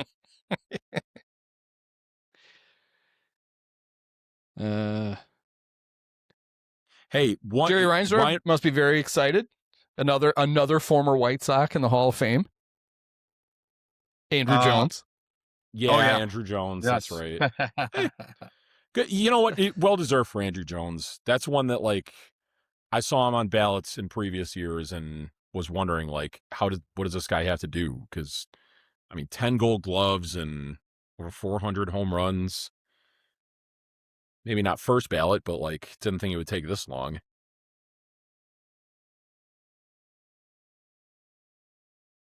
Just out of nowhere, hit 51 homers in 2005. Wait, say that again? Just out of nowhere, he hit 51 homers in 2005. What year? 2005. 05. Yeah, when him and he was number 2 in MVP, and Derek Lee was number 3 behind Pujols. Sure, that was just new workout regime. Yeah. Well, what else could it be? So on last week's podcast, Dave went through his ballot, and he doesn't, because baseball did such a shit job of. First, they basically just intentionally, oh no, nothing's going on here, because fans were enjoying all the home runs, and then later they just did such an ineffective job of cracking down on it. He just doesn't hold that against anybody. So he votes for A-Rod, and he voted for Beltran. Right. He will not vote for Andrew Jones because Andrew got arrested for beating up his wife. Right. So that's the line he draws. Yeah. I think that's fair. Yeah, I thought that was, seems like a perfectly reasonable. Yep. Yeah, I like it. Jeez. Hey, who's Ryan Braun? Who's Ryan Braun went one and done on the ballot. That was fantastic. So Tom Hardercourt, who used to write for the Milwaukee Journal Sentinel, did not vote for Ryan Braun. I took that as a very good nice sign. That all right, Tom. Was he just that big? Like, Nice. I would think that it would at least get a few votes. Like 5% is, it's a lot, but I would think that Braun would have gotten like he had a that's lot against him. He had, clearly he flunked the steroid test, but got away with it because the Cub fan took his sample home. Right. But then he got busted in the biogenesis thing. And then his career ended pretty abruptly because he fucked up his back. Yeah. So there's a lot of reasons not to vote for, and he was Yeah. but that doesn't matter. There's plenty of pricks in the Hall of Fame. But I think you can't have both of those things and get in. Like, if you're going to overcome the flunk steroid thing, you need to really your numbers need to really, and because his career ended early, he really didn't have a chance to do that. Good point. All right, I see. Yeah, well, fuck him. I mean, I would have held it against him that he was a failed third baseman. That he had to go out and had to go to left field. I think I remember his rookie year when they had him at third base. Like he clearly had a great season as a hitter. I think he did lead all of baseball in errors, though. He certainly at least he led third baseman at least because he had 26 and it's big black ink. It's probably confirmation bias, but like I remember him being awful, but I don't, you know what I mean? Like he was just not a good third baseman. Like it was always like coming up, but I could be right. That could be confirmation bias. Was Carlos Lee still around? Is that why he wasn't in left field to begin with? Well, they probably, we're going to give him a shot. Question. Who was it that saw that ball hit by Aramis Ramirez sail over his head that one day at Wrigley? Oh, Jeff Jenkins was still there in 2007. Oh, okay. So that's... Yeah. I mean, that would make it extra worth it, right? Because you've already got a big bat in left, so you're like, well, let's see if Braun can handle third, and he couldn't. But yeah, he 352 homers, career 296 average. How many 134 OPS plus. How many home runs did you say?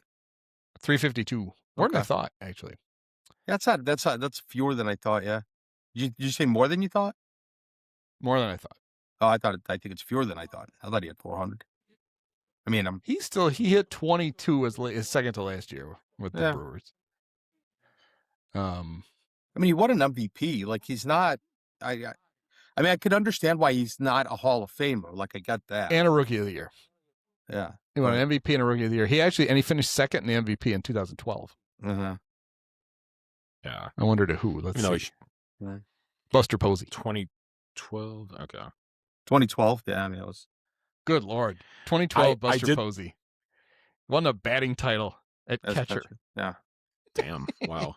Buster was really good. Buster was the guy who he scared the shit out of me in that Cubs Giants series because NLDS. Because he could turn Aroldis' fastball around. Yeah. He's going to get him. And he didn't get him. So that was good.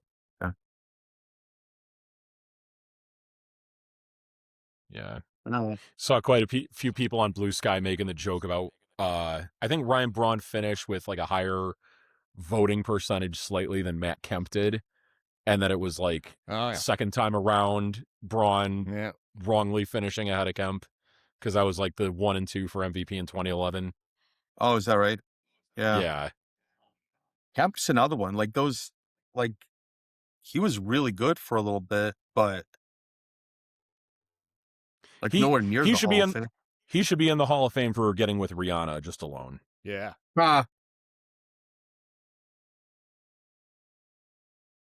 Yeah, so the Braun had the most votes of anybody who fell off the ballot. Okay. The other guys who fell off the ballot, Edwin Encarnacion. Okay.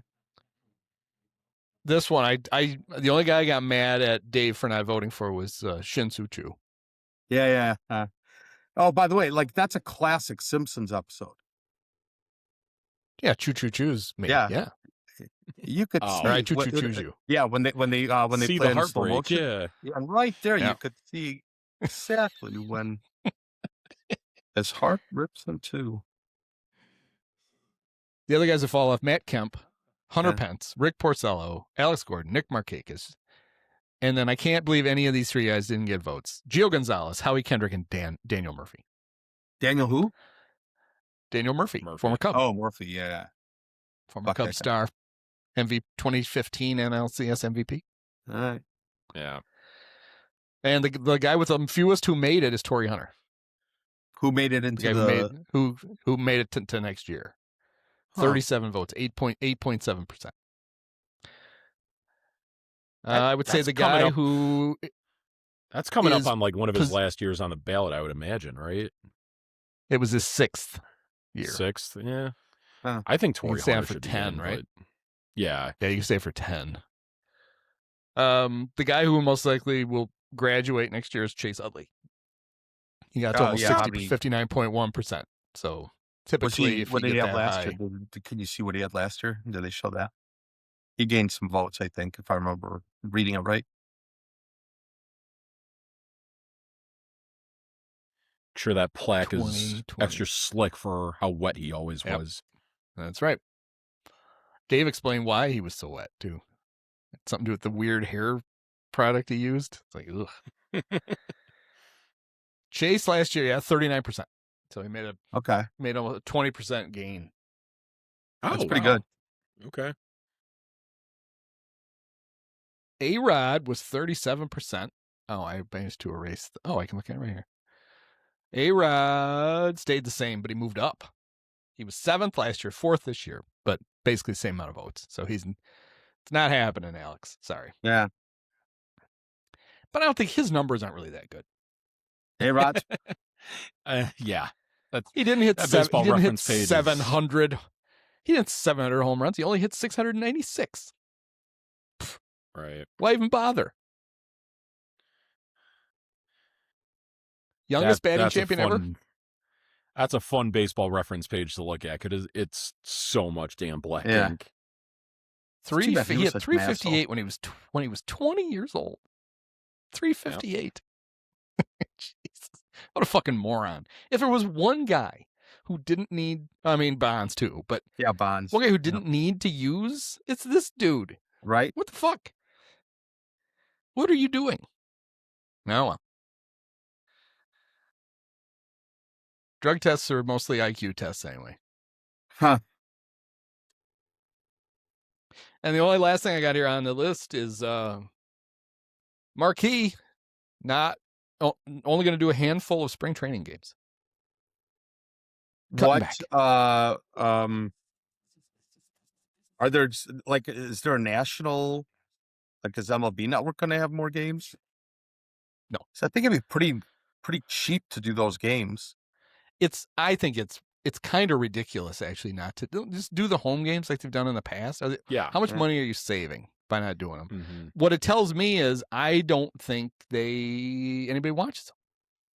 Well, sure, but it's still if they thought they could sell ads and make a decent amount of money, they just do them. I think it's an excuse to cut back. Because Alex Cohen did so many of them last year, I just didn't. Even when I was working from home, I typically would have it on in the background. I stopped doing it last year. I don't give a shit. I'll see you in. And then last year was even weirder because the season started so early. Yeah. Yeah. I'll just wait for I'll just wait to get up at 4:00 in the morning and watch a couple of real games. I don't need to watch this. I mean, it is what it is. Like such cheap programming. Just do it. I guess that's what I mean. It's cheap programming. You'll probably get a big ratings boost for the first 2 or 3 spring training games, but once you get it, just the sight of baseball and warm weather in people's eyes, they don't really need to see these glorified practices beyond that. I was looking behind me because the ticker shows how many days until Cubs White Sox. Oh. I think it's 30. I think it's 32 days to the first spring training game. Is that what the first spring training game is? Yep. Okay. The Crosstown Classic in Arizona. That doesn't work. The Mesa and Glendale Crosstown Classic. I will say it was kind of fun sitting there for the spring training game I went to last year. It was fun. That's a fun little ballpark, and it's kind of easy to get around, and it's nice to walk around. just nice to So be. you didn't. Sloan Park is pretty. You didn't nice, get to. You didn't get to experience the testing of the automatic balls and strikes thing, No, though, because they didn't do it at Sloan Park. No. Right. No. So I would guess they're going to have to this year, right? Okay, everybody's got to practice. They only did it they picked parks that had 2 teams. Oh, is that right? And since the Cubs only had 1, they didn't put it in. I'm sure the Cubs could have paid to put it in, but they're like, oh, no, we're not doing that. Whoa, what? Relax. No, is it optional? Oh, we're not doing that then. I'm sorry. You know how many toilet flappers Sloan would have to sell to give us enough money to put those in? I don't think we can ask him to do that.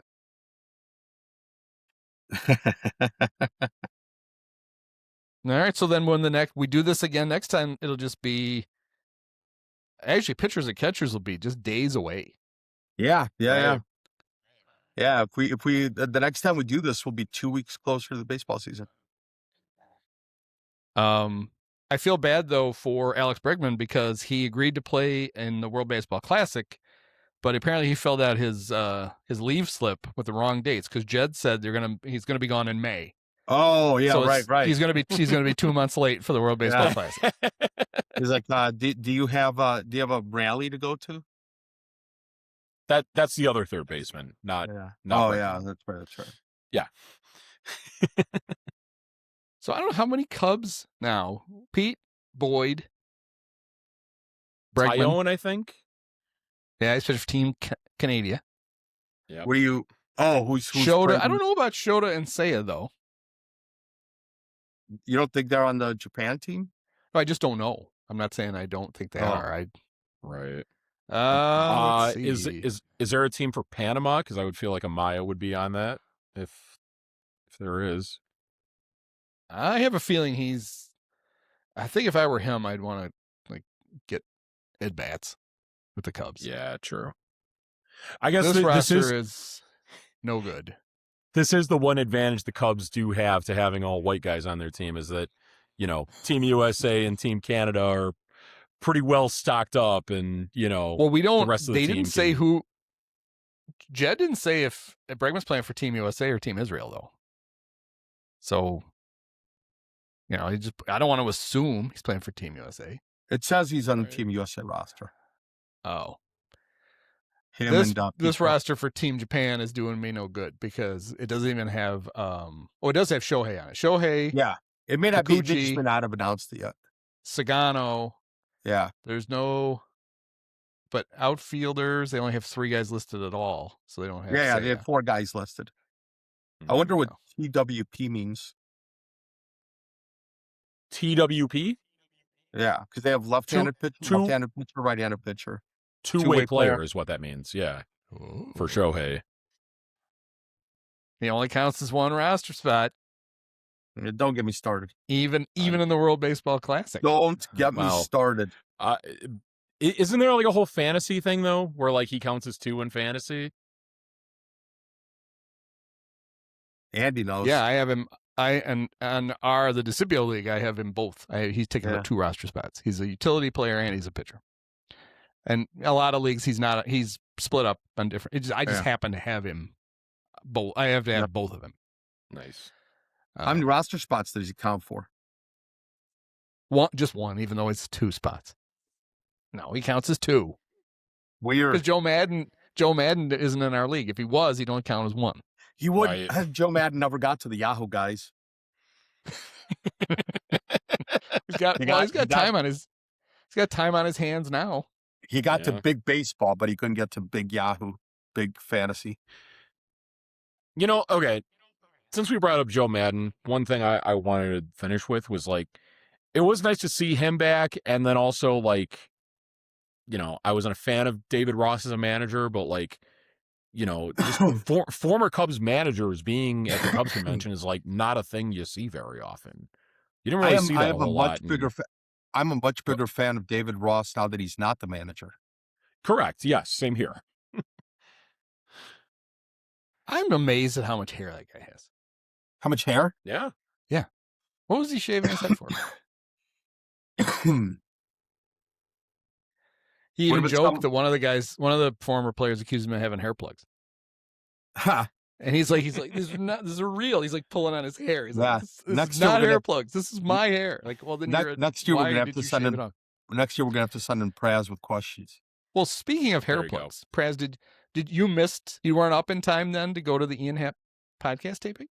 I was not up in time to go to the Ian Happ podcast taping. Did I miss something good that, something good actually did happen? I only last year saw with that. a little bit of it because I wasn't actively watching his session because I didn't want to fall asleep. Ha. It was early in the morning. So he had Bregman on. I didn't really pay attention to that. He had Kerry Wood on, and I heard Kerry tell one story. And it was about who he dated. The only way you could tell what year it was by one of the players he mentioned. Oh, John Lieber was there. So one of the two times Yeah. Lieber was with the Cubs. The only time he was in spring training. So it was before he left the first time. Okay. And it's a story about Tim Buss, who was like their de facto strength coach and whatever. And he got mad at the players for leaving trash in the weight room. Okay. And he like locked the doors to the weight room and he wouldn't let them in because they didn't take care of the weight room. And he made them run extra. It was their punishment. And so the players were trying to figure out how they could get Buss back. And Buss apparently drove this shitty old car. And they talked to Buss's wife and basically said, hey, that car is embarrassing. What we'd like to throw some money together and buy you guys a decent car. Okay. And she's like, fine. And Kerry's like, well, there's a string attached. And he said, we're going to need the keys to the car. Oh, geez. Mm-hmm. And so one day they bought the new car. They bought him an Xterra. And they bought the car, but they hid it at the facility. And while he was doing stuff, they drove his car out to the back lot. And they had some bats and a couple of sledgehammers. And they led him out to the back lot where they proceeded in front of him to destroy his car. Oh. And Kerry said by far the funniest part was Carlos Zambrano tore the driver's side door off with his bare hands. And they were playing the Royals in the spring training game, and the Royals bus stopped, and George Brett got out because he was he's a spring training coach, and George Brett was taking hacks at the car. Oh, just wow. for fun. And Buss was super pissed, screaming at him. It's his car. They just destroyed his car. And then they didn't even do it right away. Like an hour later, they drove his new car and gave him the keys to it. Oh. And I was waiting for Hap to give the line that you would expect, which was, was Sammy's boombox on top of the car? Yeah. But Of course he wouldn't go that far. So Kerry apparently really, that's how he spent his free time. Baseball was destroying other people's property with baseball. Huh. Yeah, exactly. And Kerry, I'm sure, went on the disabled list. He probably blew out an elbow ligament swinging the sledgehammer at the car. And so that's all I got out of the Ian Happ podcast this year. But one better story than I would have ever thought I would get from an Ian Happ podcast. But I don't watch it or listen to it. So there you go. I think we talked about this. You know how during the NBA playoffs, people joke that